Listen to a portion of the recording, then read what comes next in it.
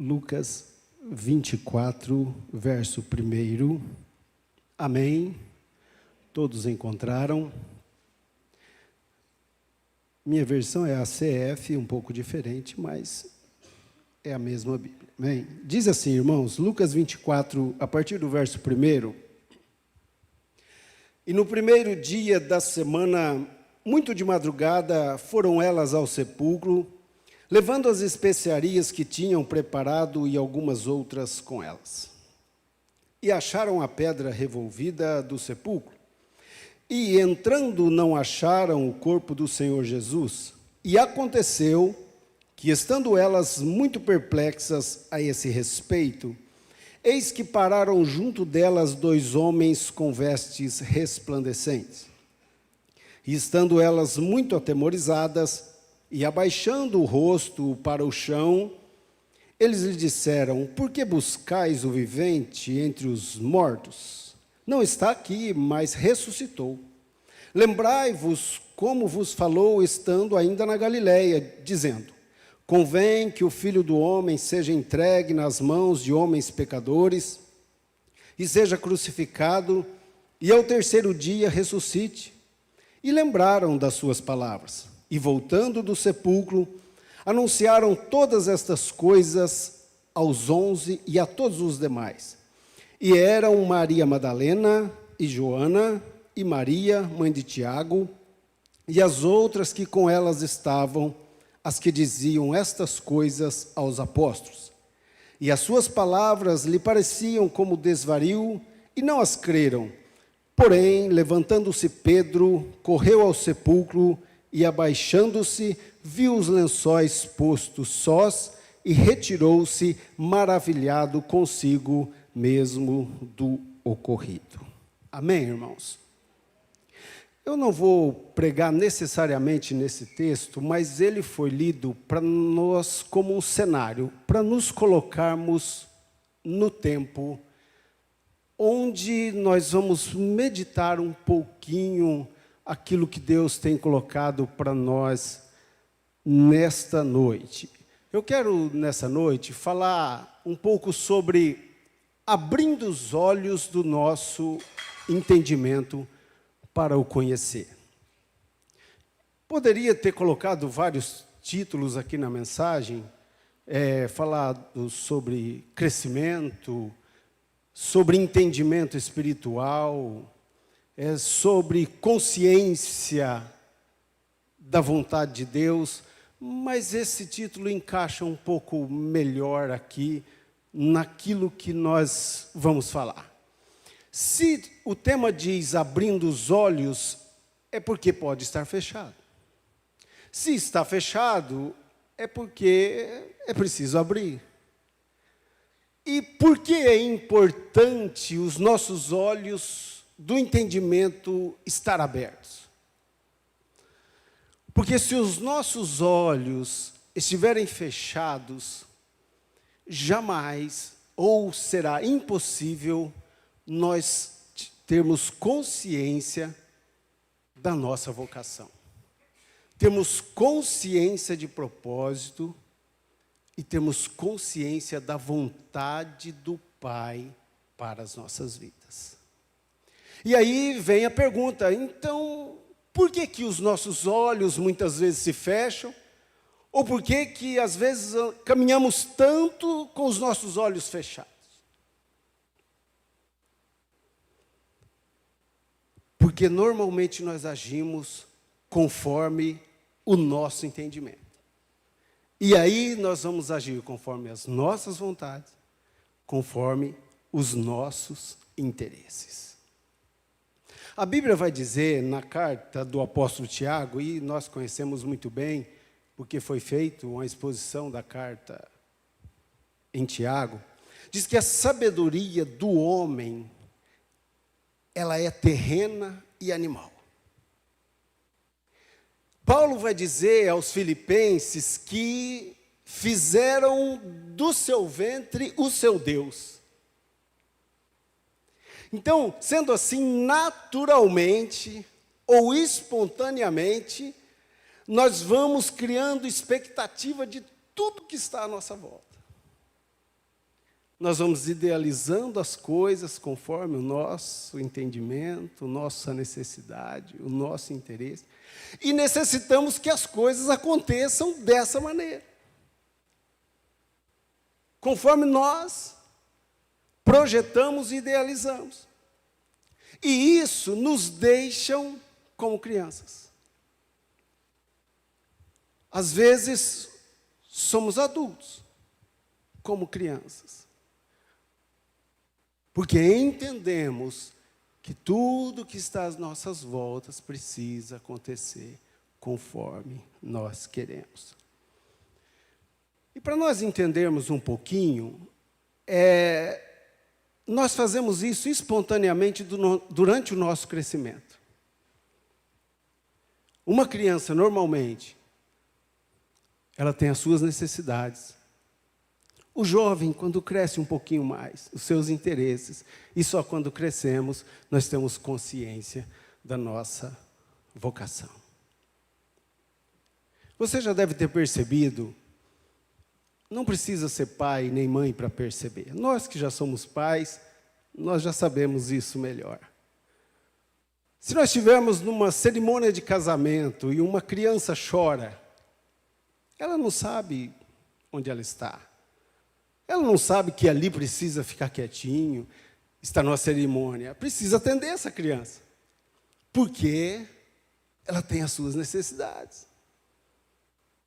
Ela precisa ser atendida. O muito que pode acontecer, o casamento não pode parar por causa de uma criança, é a mãe ter que sair da cerimônia para atender as necessidades da criança. Quando nós crescemos um pouquinho mais, aí nós já agimos pelos nossos interesses. É engraçado porque tem um casal que é amigo nosso, certa feita ele chegou, ele tem um menino aí de uns 14, 15 anos, e a mãe disse assim, nossa, eu achei interessante porque eu cheguei em casa e ele lavou a louça. E pegou a mangueira ali, lavou a calçada, deu um banho no cachorro. Eu fiquei feliz, meu menino está crescendo. E o pai dele disse assim, pois é, e depois ele chegou em mim e falou assim, pai, me dá 50 para eu comer um lanche com os amigos.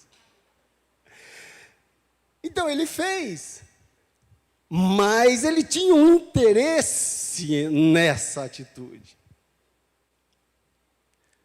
E aí, quando nós crescemos, e nos tornamos adultos, aí nós já temos consciência da nossa vontade. Eu conheço um pai que o filho cresceu, casou, e sempre o filho ligava para o pai. Ô pai, você conhece aquela autoelétrica que arruma o carro? Ah, conheço. Ô pai, como faz isso aqui? Ô pai, você pode me esclarecer uma dúvida aqui? Mas um dia ele ligou para o pai dele e disse assim, pai, oi filho, o que você precisa? Não, eu só liguei para saber se está tudo bem e se você está precisando de alguma coisa. O filho cresceu.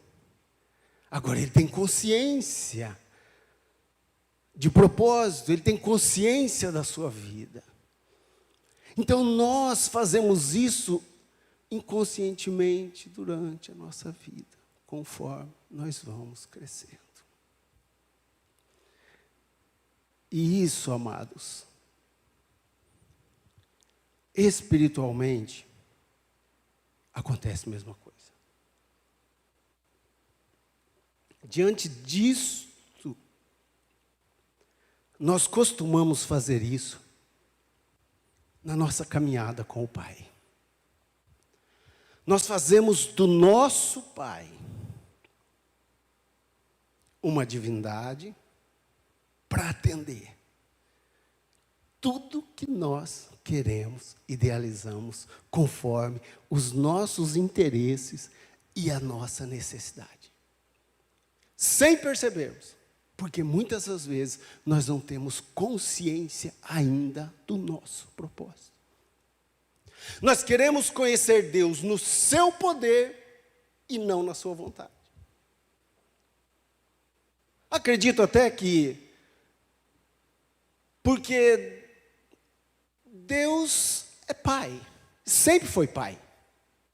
Mas ele usou o seu poder de Deus para atrair os seus filhos à mesa. Mas ele sempre foi pai. E às vezes pode ser que é aí que nós perdemos um pouquinho a essência. E aí nessa ânsia de realizações, de expectativas, nós vamos como um devoto fazendo do nosso pai uma divindade para atender às nossas necessidades, conforme nossos interesses. E isso é uma maneira de dizer, vai dar ruim. Porque vai chegar um tempo que não vai ser o trabalho que vai nos cansar. Vai ser as nossas frustrações. Porque um pai, ele não dá o que o filho necessita.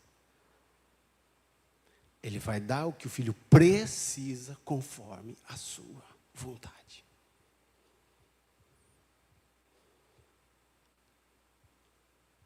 E não precisa ir muito longe, irmãos. Os discípulos que caminharam com Jesus, para não deixar eu e você um pouco pensativo ou triste, será que eu, tanto tempo conhecendo o Pai, andando nos preceitos, será que eu ainda tenho meus olhos fechados? Como que eu vejo o Pai? Os discípulos andaram com Jesus. E eles caíram nessa. Se você olhar 2 folhas atrás de onde nós lemos, no capítulo 22 de Lucas, nós lemos 24. Não vou ler, mas se você quiser rabiscar o olho aí para confirmar o que eu estou falando, você vai ver no capítulo 22 que Jesus, ali no verso 14, ele chega um momento dele fazer a santa ceia ali com os discípulos. Ele reúne os discípulos à mesa e ele diz assim, olha, eu desejei muito estar aqui. Eu desejei muito por esse momento. Quem sabe essa frase aqui, tenho desejado ou desejei muito. Quem sabe uma professora de português pode dizer melhor o que é esse verbo. Mas o que nos passa a ideia é que Jesus, durante o seu ministério, ele esperava muito por isso. E tinha chegado o momento, ali assentado com aqueles mais próximos, porque Jesus estava sempre sendo rodeado pelas multidões, pelas aquelas pessoas que estavam interessadas em seus milagres, naquilo que ele podia fazer, e tantas pessoas, mas tinha ali os 12 que estavam sempre com ele, caminhando com ele. Então ele reúne esses 12, e ali ele falou, olha, eu desejei muito por isso. E se nós imaginarmos o sentimento de Jesus ali, partindo o pão, aquele sentimento de agonia, porque naquela noite ele seria entregue, e ele sabia que se ele não desobedecesse o Pai, ele sabia que se ele continuasse fazendo a vontade do Pai, no outro dia ele estaria morto, crucificado. Mas Jesus era homem. Então, como estava ali o sentimento de Jesus? Então, nós olhando daqui para lá, é fácil. Se eu fosse um dos discípulos, eu estava abraçadinho com Jesus. Se eu fosse um dos discípulos, pelo amor de Deus, eu estava ali aproveitando os últimos momentos. E Jesus ali naquela agonia, diante daquela situação, e ali no verso 21 você vai ver que ele falou, e aquele que vai me trair está comigo com a mão no prato. E o que acontece no verso 24? 2 deles começam a brigar. Ué, mas em brigar? A Bíblia diz que houve contenda. Oh, mas então é muito sério isso. Brigaram, sabe para quê? Só para saber quem era o maior. Porque alguém, ou um deles, tinha um interesse em ser o maior. Porque um deles tinha que satisfazer as suas necessidades. Porque eu quero ser o maior dentre todos esses daqui. E Mateus vai dizer, não precisa ler, você pode ler durante a semana, que teve até uma situação na casa deles, lá com a mãe deles, essa mesma situação.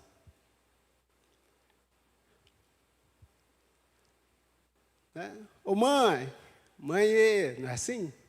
O que foi? O que está acontecendo com esses meninos? Aí Zebedeu, que era o pai deles, de Tiago e João, vocês já devem conhecer a história. Não, deixa os meninos, Salomé, deixa os meninos. Porque pai oferece segurança, mãe oferece proteção. Então pai oferece o risco com segurança, então às vezes vê, mas não vê, Já a mãe que oferece proteção, não, isso não está certo. O que está acontecendo então? Eu estou andando com Jesus, já faz uns 2 anos. E as coisas não acontecem, mãe. Já comprei até uma espada, mas não acontece. Não, eu vou lá falar com Jesus, isso não está certo. E Mateus vai dizer que ela chega fazendo um culto bom. Às vezes nós fazemos um culto sentado, de pé, mas não, ela chega de joelhos. E Jesus fala, pois não, Salomé, o que está acontecendo? Então, se não for difícil, eu queria, que o senhor, quando sentar no trono, e se eu colocasse um dos meus meninos à esquerda e um dos meus meninos à direita. Faz esse favorzinho, custa nada, o senhor é poderoso, põe um na cadeira esquerda. E Jesus naquela situação. E eles ali tentando satisfazer as suas expectativas. Porque idealizaram assim. E Jesus explica, não, no meu reino não é assim, é tudo diferente. Mas no finalzinho aqui você ainda vai ver que eles insistem. Praticamente ali até Jesus ser entregue. No finalzinho ali, Jesus vai dizer para eles, olha, lembra quando eu mandei vocês naquela missão dos 12, depois da missão dos 70, e eu falei, olha, vocês não levam nada. Deixa as bolsas, deixa tudo que é de provisão, vai. Faltou alguma coisa? Não faltou nada. Só que é o seguinte, agora vocês se preparam. Porque as coisas vão mudar. Eu vou ser entregue como um criminoso, então vocês vão ser vistos como um fora da lei. Então vocês se preparam. E Jesus está dizendo para eles ali que, olha, as coisas vão mudar um pouco o sentido. E um deles falou, olha, eu tenho aqui 2 espadas. Não entenderam nada. Porque eles estavam com os olhos fechados. Pensa, o pastor Jean faz um projeto na igreja e reúne aqui umas pessoas mais ali que está pronta. E vamos fazer um projeto aqui, a gente vai realizar algo. E termina a reunião e um de nós levanta e fala, eu estou pronto. E arranca um 38 ou uma pistola e põe na mesa, eu estou pronto. Hã?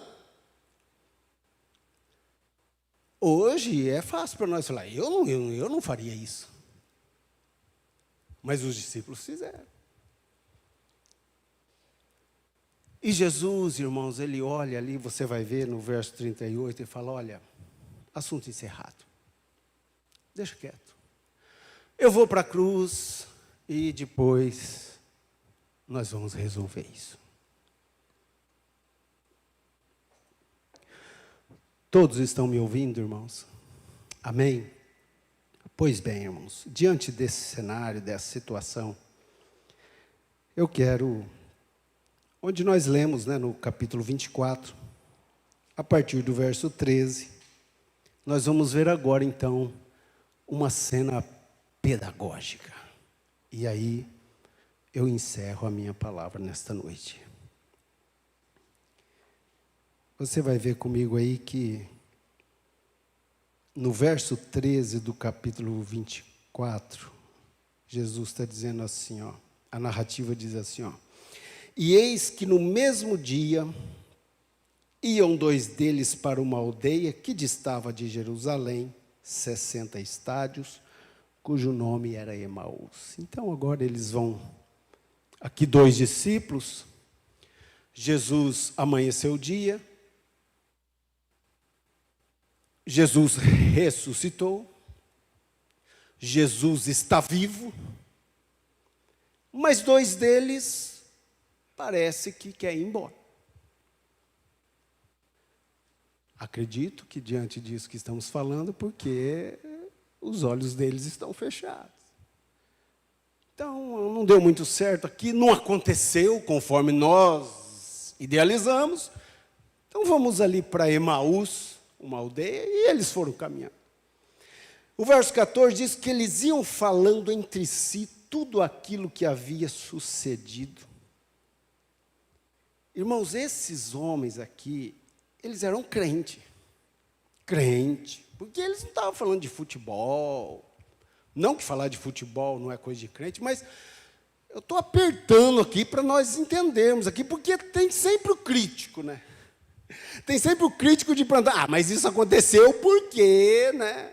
Isso aconteceu porque estava falando isso. Não, eles estavam falando assunto de crente, eles estavam falando assunto de Bíblia, eles estavam fazendo uma discussão teológica. Tipo eu, o pastor Jean, tomando um café, né? Só assunto de teologia. E eles iam pelo caminho falando daquilo que tinha acontecido. E a Bíblia diz aqui no verso 15 que o mesmo Jesus se aproximou e ia com eles. O mesmo Jesus. Em algumas traduções vai dizer o próprio Jesus.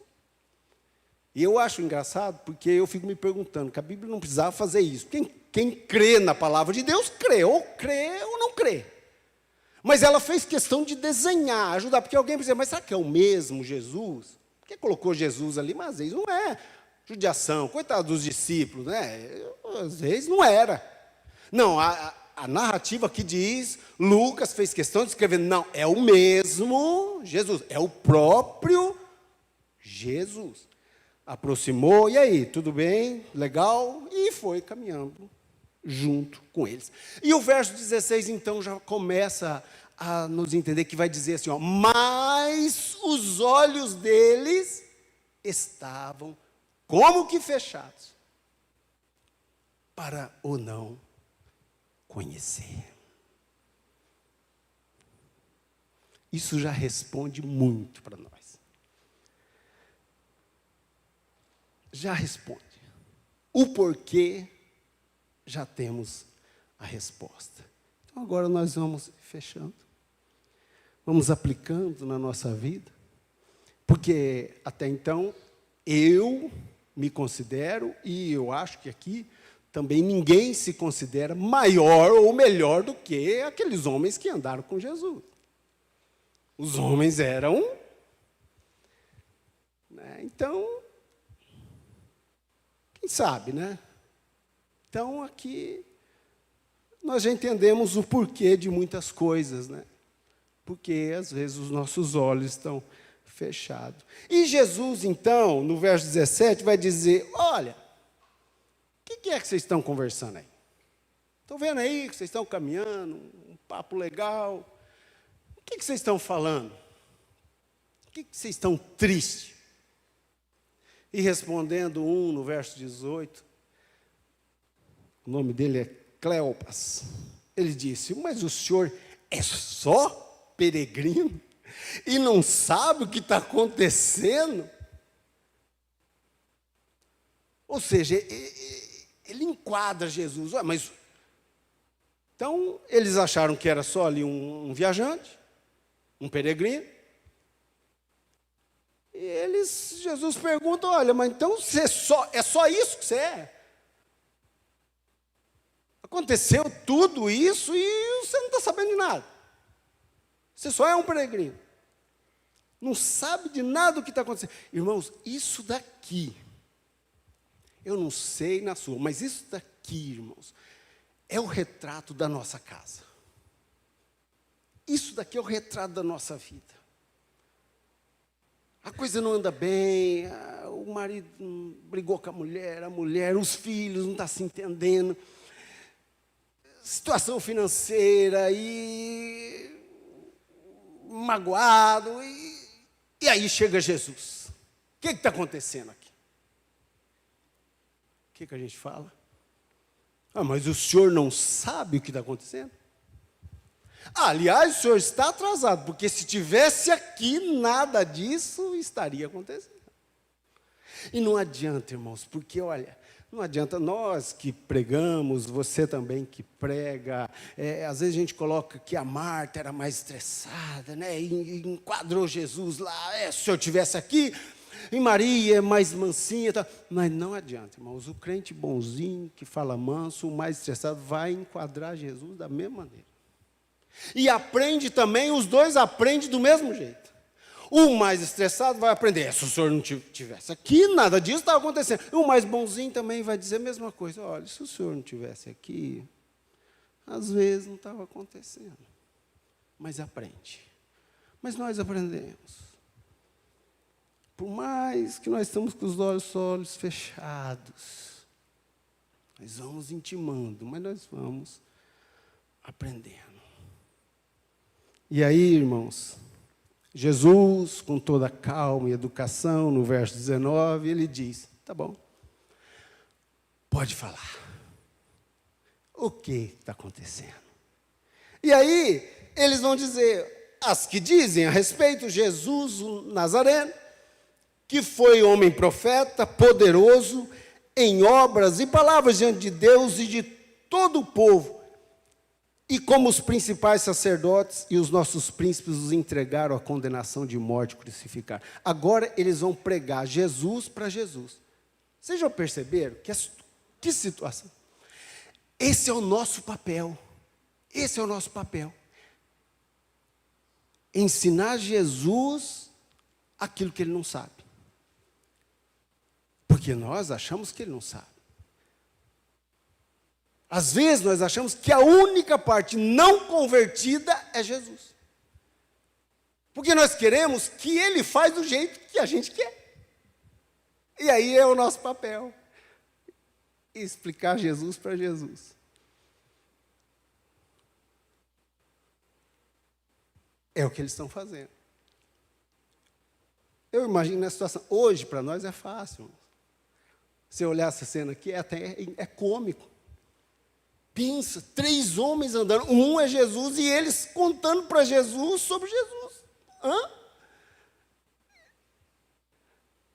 E eles ali, então, né? E Jesus, toda calma, né? Escutando, né? Jesus escuta, tá? Pode falar que ele escuta. Ele entende. Não fica triste com você, não, tá? Todo mundo nasce criança, pequeno, e vai crescendo. Só não pode ficar adulto igual criança. Aí é problema. Às vezes é aqui que o texto começa a querer entrar. E aí, irmãos, nós vamos entender o porquê tudo isso. Olha o que diz o verso 21. Porque nós esperávamos. Ou seja, porque nós achávamos que era de outro jeito. Porque nós temos as nossas expectativas e tinha que ser igual nós achávamos. Porque nós esperávamos que fosse ele. Ou melhor, que fosse do nosso jeito. Que fosse ele que remisse Israel. Mas agora, sobre tudo isso, é já o 3º dia que essas coisas aconteceram. Não fica triste não, mas vai piorar, tá? Você acha que está ruim? Vai piorar. Olha aqui a situação. Irmãos, é tão complicado, Porque se nós insistirmos em não abrir os nossos olhos, ou entender por que está fechado, e procurar termos consciência da vontade de Deus na nossa vida, corre o risco de nós ficarmos cegos de vez. Não, porque o que esses homens fizeram aqui nesses 3 versículos, aqui para mim já é cegueira. Porque, olha o que eles vão dizer, ó, é verdade que também algumas mulheres dentre nós nos maravilharam, as quais de madrugada foram para o sepulcro. Quer dizer, ó, já tem 2 mulheres, as mulheres já estão testemunhando. E eles, com a cara mais limpa, eles contam. Não, é verdade que elas foram no sepulcro e já viram que o sepulcro está. Aí o verso 23, e não achando o seu corpo, voltaram dizendo que tinha visto uma visão de anjos. Irmãos, até anjo estava nessa evangelização para transformar o coração dele. Até anjo, mas não adiantou.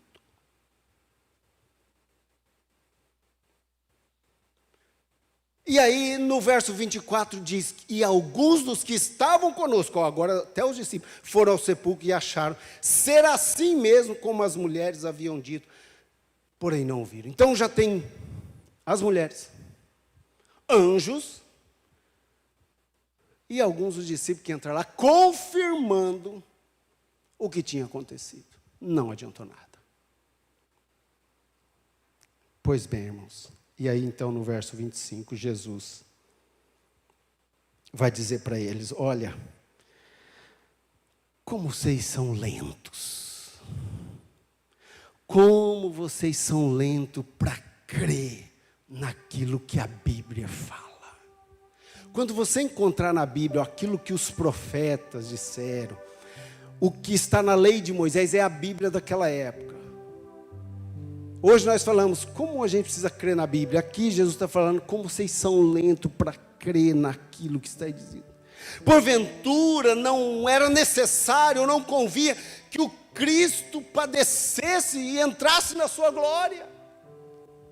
Vocês não lembram disso? Não foi ensinado isso? Eu andei com vocês, não era necessário que isso acontecesse. E aí, então, Jesus, no verso 27, ele vai pregar agora. E começando por Moisés e por todos os profetas, explicava-lhes o que deles se achava em todas as Escrituras. Ele vai fazer a melhor das pregações que alguém pode ouvir. Eu acho até que Jesus era batista, porque ele faz uma pregação expositiva, né, pastor? Ele faz uma pregação expositiva, ele começa lá de Gênesis e vai até Malaquias, falando tudo que a Escritura falava ou fala dele, para não ter erro. Quem sabe de uma vez por todas abrir os olhos do entendimento desses homens.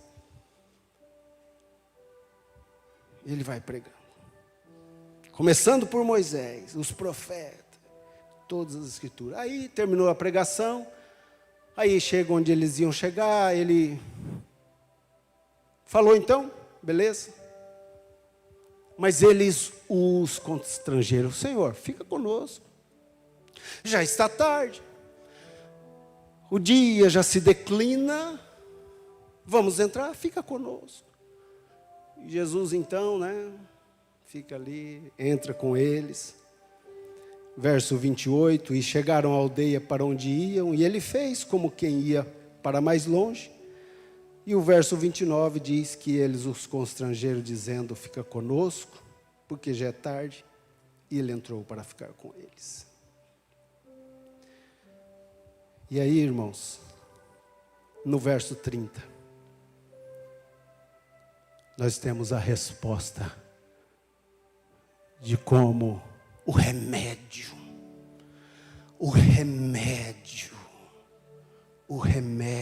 para a nossa vida. Porque para a salvação é de graça, mas para ser discípulo tem um preço. E aqui está o remédio. E aconteceu que quando eles estavam à mesa, reunidos, Jesus tomou o pão, abençoou, partiu o pão e quando lhes deu, os olhos deles foram abertos. Ao partir o pão e quando lhes deu, os olhos deles foram abertos e o conheceram. E ali eles conversam entre eles, aí começam a recordar. Lembra quando estavam caminhando, porventura nosso coração ardia, né? Mas nós estávamos cegos, nós não entendíamos, mas eu via que tinha algo diferente.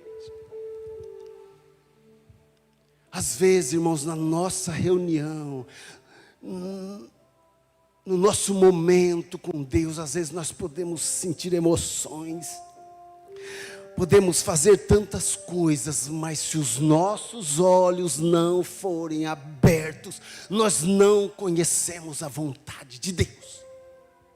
Conhecemos o poder, mas não a vontade de Deus para as nossas vidas.